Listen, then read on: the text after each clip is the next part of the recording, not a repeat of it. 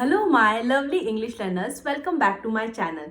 Friends, लाखों कोशिश करने के बाद भी इंग्लिश इम्प्रूव नहीं हो पा रही है। क्या क्या की पॉइंट्स हैं जो कि हम मिस कर रहे हैं और हमारी इंग्लिश स्पीकिंग में, इंग्लिश इम्प्रूवमेंट में, इंग्लिश के जो बेस को, फाउंडेशन को स्ट्रॉन्ग करने में कौन कौन से वो की पॉइंट्स है जो कि हम मिस कर रहे हैं और वो हमारे इम्प्रूवमेंट में हिंड्रेंस बन रहे हैं, ऑब्स्टिकल बन रहे हैं, हमें वो इंग्लिश को मजबूत करने में प्रॉब्लम दे रहे हैं। सो फ्रेंड्स, फर्स्ट पॉइंट है ये कि देखिए फ्रेंड्स, जब भी कोई इंग्लिश बोलता है हम हमारे सामने, या हम कोई मोटिवेशनल स्पीच सुनते हैं, कोई भी स्टोरी सुनते हैं, कुछ भी इंग्लिश का कोई पैराग्राफ सुनते हैं फ्रेंड्स, वहाँ पर बहुत सारे जो होते हैं मॉडल वोकैबुलरी यूज़ होती है, एक्सप्रेशंस यूज़ होते हैं, ईडियम यूज़ होते हैं, फ्रेजल वर्ब यूज़ होती है, ग्रामर यूज़ होती है। क्या हम उन ग्रामर से, फ्रेजल वर्ब, ईडियम से एक्वेंटेड हैं, परिचित हैं? यदि नहीं है तो वहाँ पर हमें सेंटेंस को समझने में प्रॉब्लम आएगी ही, क्योंकि हम ऊपर ऊपर से इंग्लिश पढ़ रहे हैं, हम अंदर से बिल्कुल स्ट्रॉन्ग नहीं कर रहे हैं अपने बेस को। सो फ्रेंड्स, या फिर जब हम इंग्लिश स्पीकिंग करते हैं तो वहाँ पर भी हम फंबल करने लगते हैं, वर्ड्स माइंड में नहीं आते हैं, तो उसका भी यही कारण है, बेस स्ट्रॉन्ग नहीं है। और ये हो सकता है कि कोई पैराग्राफ आप पढ़ रहे हैं, कोई बुक रीडिंग कर रहे हैं, बहुत सारे सेंटेंस ऐसे हैं जो समझ में नहीं आ पा रहे हैं। क्यों नहीं आ पा रहे हैं? क्योंकि वहाँ पर भी बेस कमज़ोर है। हम उन सारे modern vocabulary, idiom, phrasal verb, expression से एक्वेंटेड नहीं है, परिचित नहीं है, जो कि हम अपनी डे टू डे लाइफ में यूज़ करते हैं। सो फ्रेंड्स, ये जो बुक आप मेरे हाथ में देख रहे हैं, आज इसका डे 34 मैं ट्रांसलेशन करने जा रही हूँ और आज मैं पढ़ाने जा रही हूँ आपको ये वाला चैप्टर। तो ऑलरेडी मैं इतने सारे पेजेस इसको पढ़ा चुकी हूँ और ये वाले 34 डे का ट्रांसलेशन है। तो आज हम ये वाला जो है पैराग्राफ पढ़ने वाले हैं।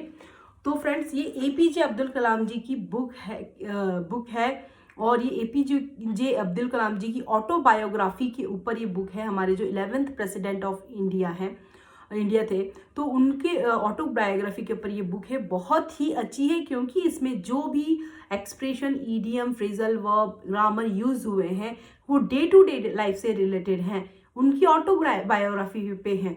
तो वो सारे के सारे इसमें आपको मिल जाएंगे। मैं आपको इसके एक एक वर्ड को, एक एक सेंटेंस को बहुत अच्छे से डिस्क्राइब कर रही हूँ। जाएं मेरे चैनल पेज पर, चैनल को सब्सक्राइब करें, प्लेलिस्ट में जाएं, wings of fire, APJ Abdul Kalam ji के नाम से मैंने प्लेलिस्ट बनाई है। वो सारी की सारी 33 वीडियो को देखें और समझें किस तरीके से प्रॉपर बुक रीडिंग करनी चाहिए। सॉरी फ्रेंड्स, थोड़ा ज़्यादा टाइम ले लिया मैंने वीडियो शुरू करने से पहले, लेकिन आपको ये समझाना बहुत ज़रूरी है क्योंकि आपका बेस जब स्ट्रांग होगा तो आप इंग्लिश में अपने आप ही माहिर हो जाएंगे। जब आप नेक्स्ट बुक पढ़ेंगे ना, आपको इंटरेस्ट आने लगेगा बुक रीडिंग में। सो फ्रेंड्स, बस इतना ही कहना चाहूँगी कि यदि आप खुद से नहीं पढ़ पा रहे हैं, बुक रीडिंग नहीं कर पा रहे हैं, तो मेरे साथ में ज्वाइन करिए, उन सारी वीडियोस को देखें और इन सारी vocabulary, idiom, phrasal verb, expression को सीखिए और उसे कैसे डे टू डे लाइफ में यूज़ करना है उसे भी सीखिए और आज से ही अपनी डे टू डे लाइफ में इसे इनकॉर्पोरेट करना शुरू करें। तो फ्रेंड्स देखिए, यदि आपको इंग्लिश स्ट्रॉन्ग करना है तो बुक रीडिंग करनी पड़ेगी। कोई भी शॉर्टकट आप नहीं अपना सकते हैं क्योंकि ये लैंग्वेज है, भाषा को सीखना होता है, उसके डेप्थ में जाना होता है। सो फ्रेंड्स, बस इतना ही कहना चाहूँगी। If you are new in my channel, so please do subscribe my channel and don't forget to hit the bell icon। मेरे चैनल पे इस पर जाकर मेरे चैनल को ज़रूर सब्सक्राइब करें। तो फ्रेंड्स, चलिए without any further do let's dive into the session को स्टार्ट करते हैं और सीखने जा रहे हैं हम बहुत सारे English vocabulary, idiomatic expression, phrasal verb, grammar और बहुत कुछ। So friends, without any further do let's get into the video.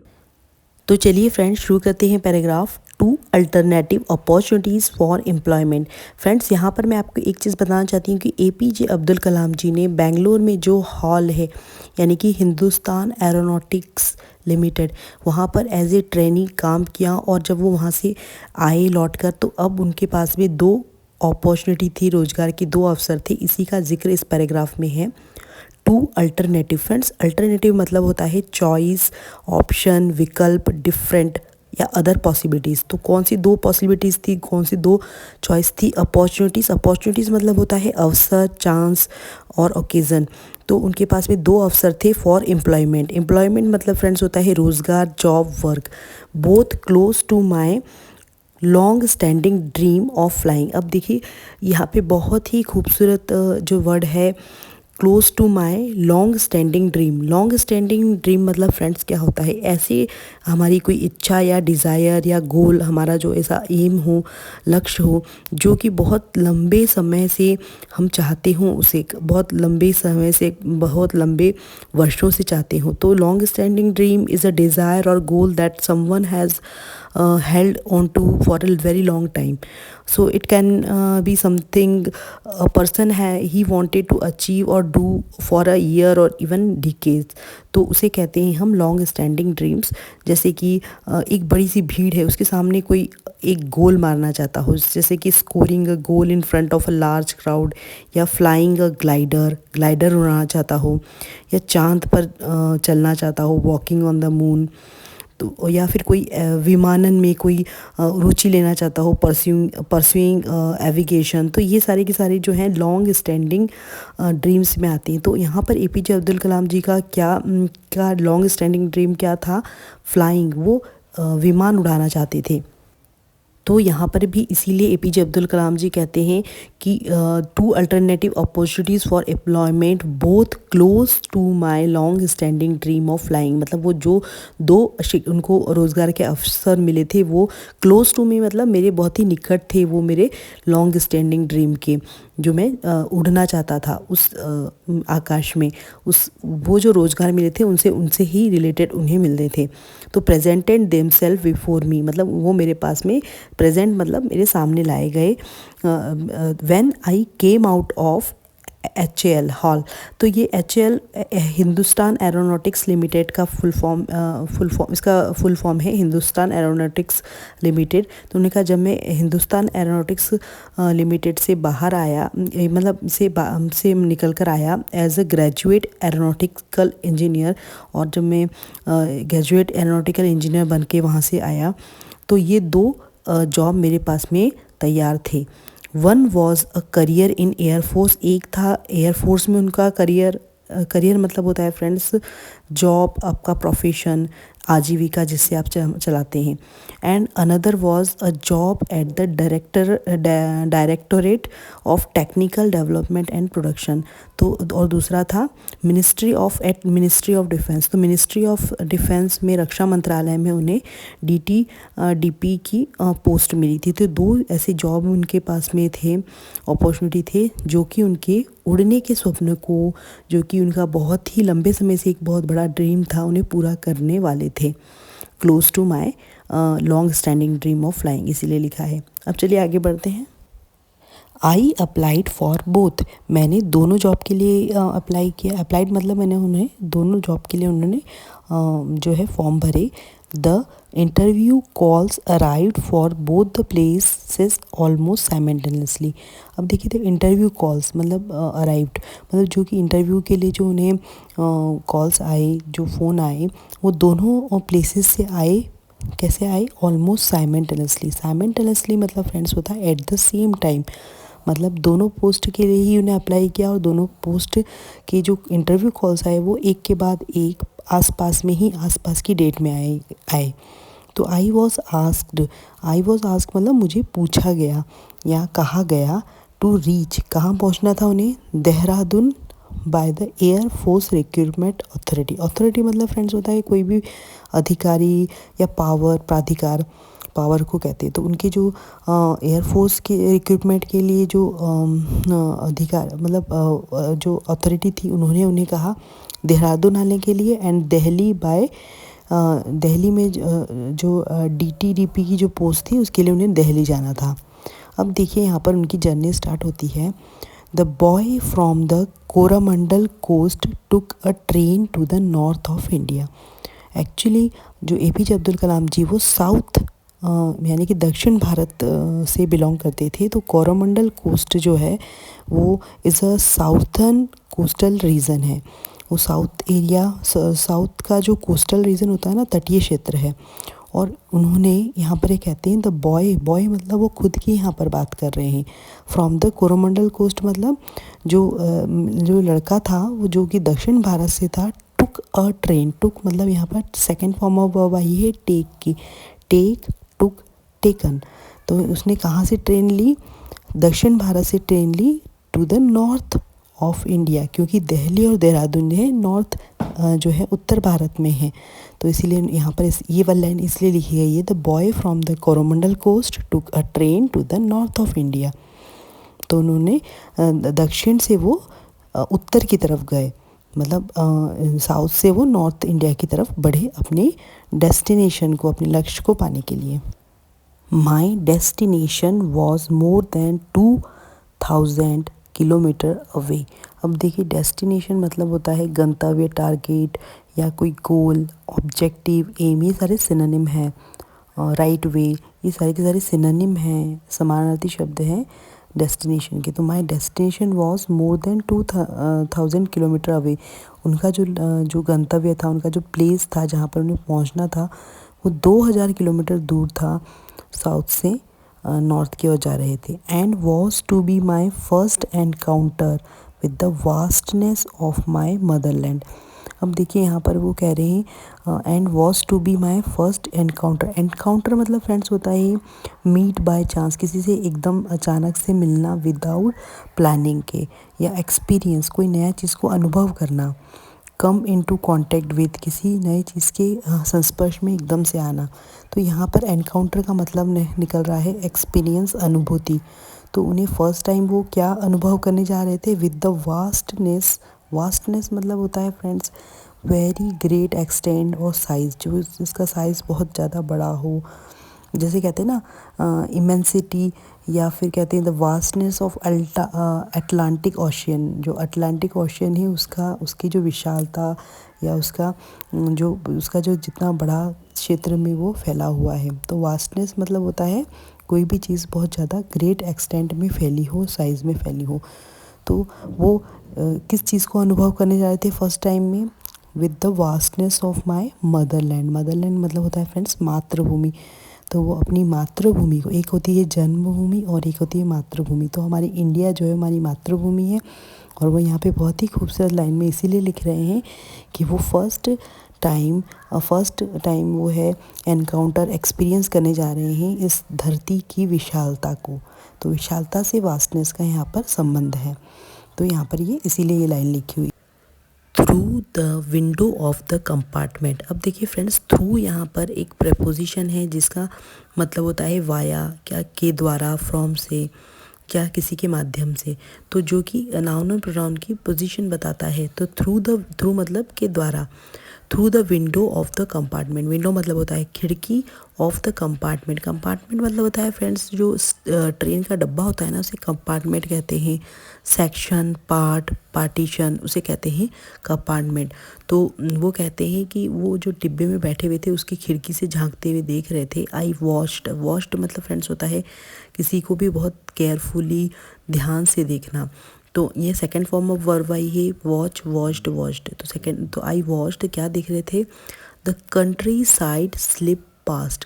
अब फ्रेंड्स देखिए ये एक फ्रेज है, कंट्री साइड स्लिप पास्ट मतलब कंट्री साइड मतलब फ्रेंड्स होता है लैंडस्केप, या जो बोलते हैं ना रूरल एरिया होता है, ग्रामीण क्षेत्र होता है, या कोई जो सीनरी होती है गांव की, या लैंडस्केप होते हैं, सराउंडिंग्स होते हैं, परिदृश्य, दृश्य, परिवेश, ग्रामीण क्षेत्र, रूरल एरिया को कहते हैं कंट्री साइड्स।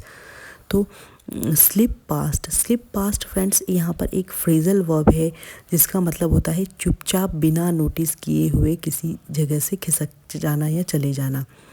तो कंट्री साइड स्लिप पास्ट मतलब I watch the country side slip past मतलब वो देख रहे थे कि किस तरीके से जो है गांव और जो रूरल एरिया धीरे धीरे वहाँ से खसकते हुए निकलते जा रहे हैं, क्योंकि वो एक्चुअली उनका गांव था, उनका एरिया था साउथ एरिया, और वो चुपचाप वहाँ से निकलते जा रहे थे।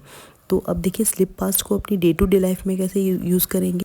तो स्लिप पास्ट मतलब होता है क्वाइटली और टू गो बाय समवन और समथिंग विदाउट बीइंग नोटिस्ड, किसी के बिना नोटिस किए हुए चुपचाप वहाँ से खिसक कर निकल जाना। जैसे कि एक एग्जांपल से समझते हैं, the thief tried to slip past the security guard. जो चोर था वो क्या करने की कोशिश कर रहा था, चुपचाप खसकने की कोशिश कर रहा था सिक्योरिटी गार्ड की नज़र में आए बिना।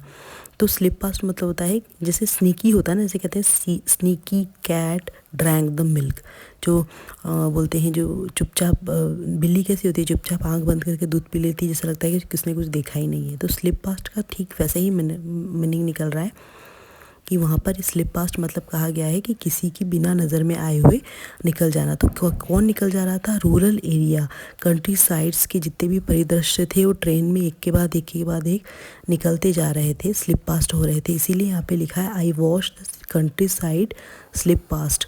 ये देख रहे थे कि जो कंट्री साइड जो है वो गुजरते जा रहे हैं गाँव और गलियान। ये इस जो है मीनिंग है सेंटेंस का।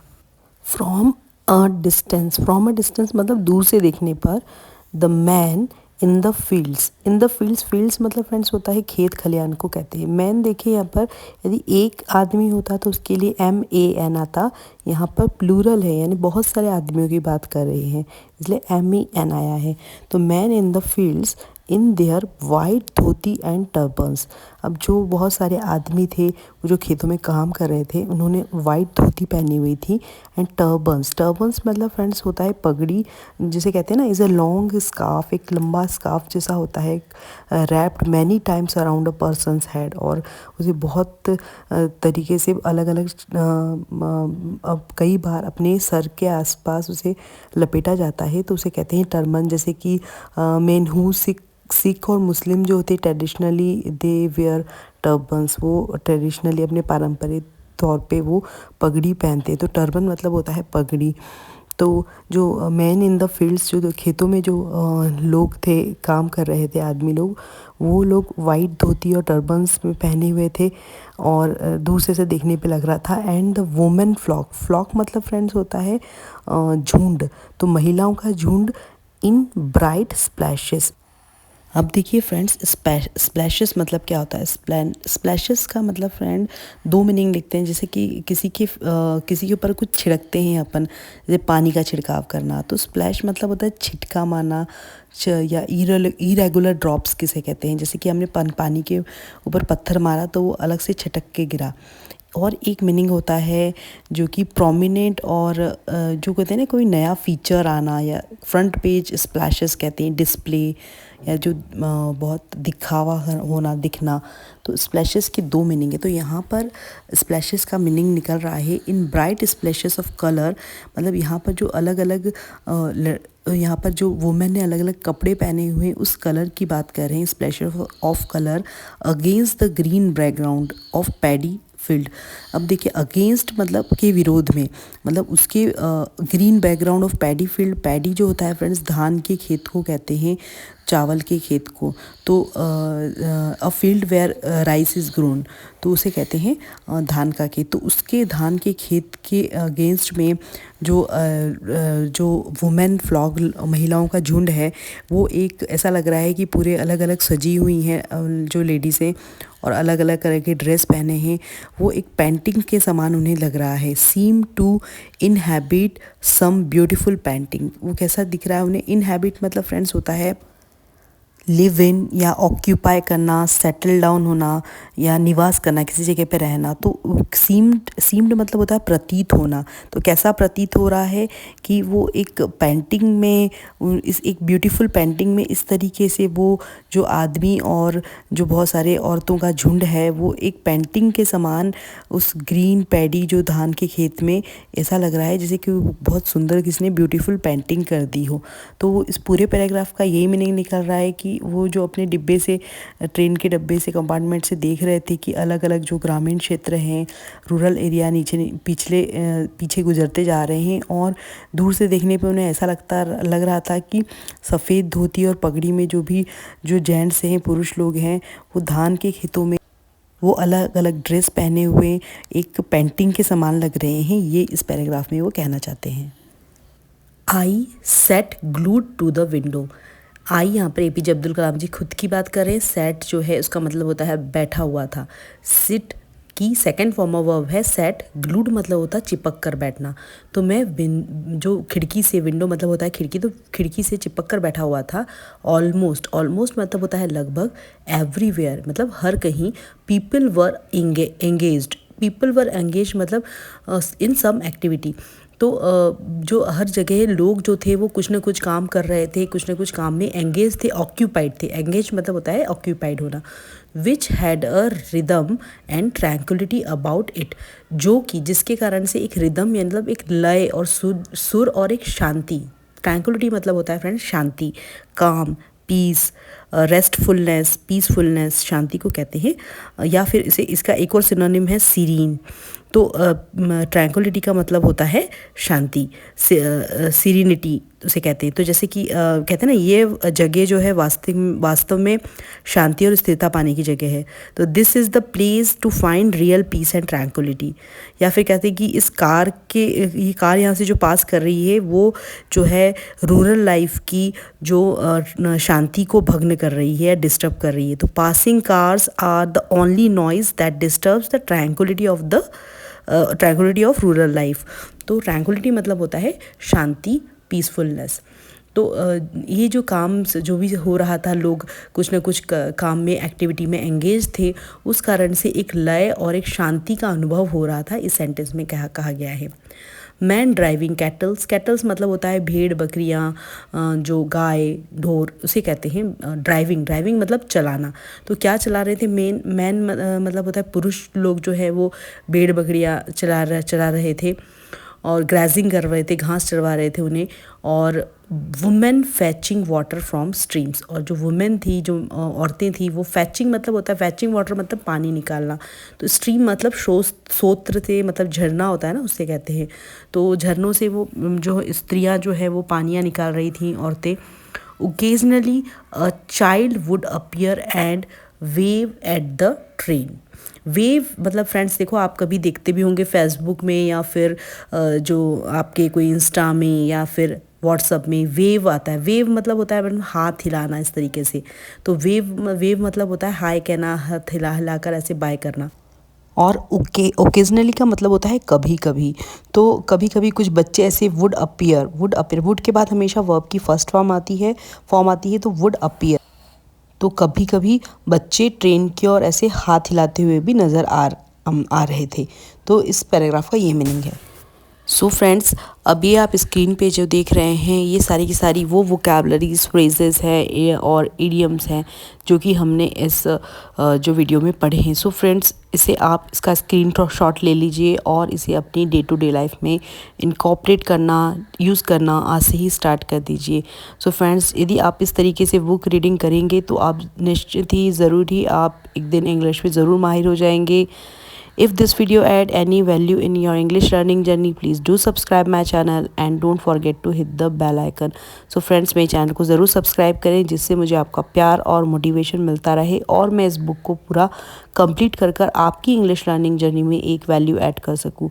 सो फ्रेंड्स, मैं मिलती हूँ आपको नेक्स्ट वीडियो में नए लेसन के पैराग्राफ के साथ में। So till then, thanks.